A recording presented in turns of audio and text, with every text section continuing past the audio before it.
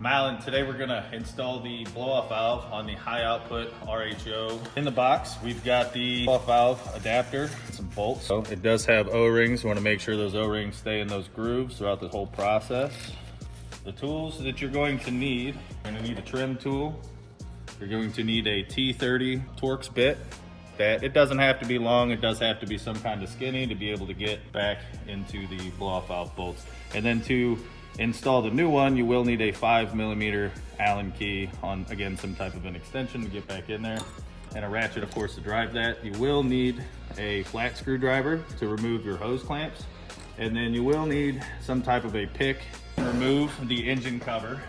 And to do so, you just lift up on the front, and we're gonna go ahead and slide it back out. The next step we're gonna do is we're going to take our flat screwdriver here, and we're gonna remove this inlet pipe here. It's gonna be the only way you're gonna be able to get this turbo inlet out of the way. So we're gonna take this screw out here, and then we're gonna separate the connection here.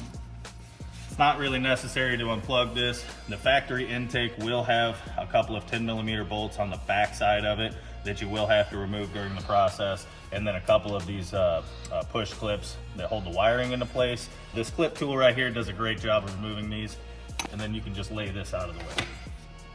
Next thing we're gonna wanna do is we're gonna take this coolant crossover here, we're gonna tuck it behind this oil filler, and then we're gonna remove these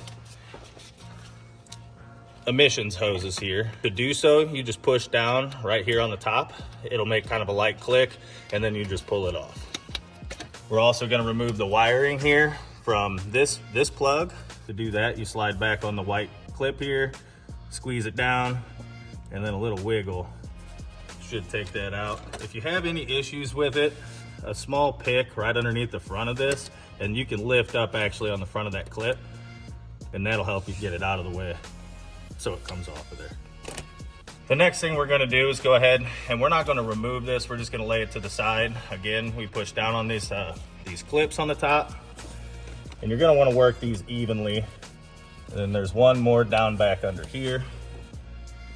And then you will need to push that one in and pull up on that one. Once you have them all kind of removed, you can give it a little wiggle, and you can lay this kind of off to the side to be reinstalled later. Now that we've got all that disconnected, we're gonna go ahead and take this clip removal tool. We're gonna remove all of these factory wiring hold downs here.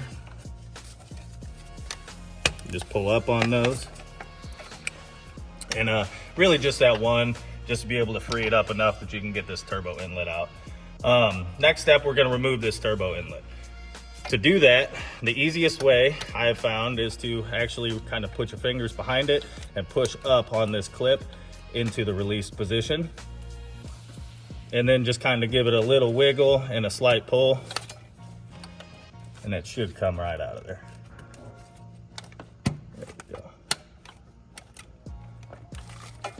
You will have to work these back and forth. So I went ahead and got the upper disconnected. The lower is a little bit harder to see, but you can get your hand down through the back side of this pipe through here, right down here where my fingers are at, and then we can kind of feel back around there. There will be a clip, and then you can pull up on that as well. A pick will come in handy to remove this. I'm using an angled pick. You can use a straight pick if you would like. Again, you can hold up on both sides of that clip, rotate it out, and then the whole inlet will pull towards the hood of the truck.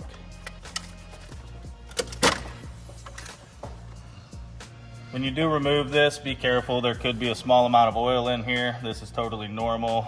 Then we can get to our blow-off valve bolts. Currently we have one installed, so I'm gonna show you how to go ahead and remove these. You need a 5mm Allen wrench.